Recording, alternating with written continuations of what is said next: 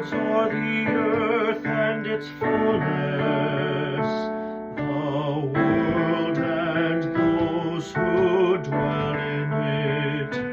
For he founded it upon the seas and established it upon the rivers. Let the Lord enter, he is King of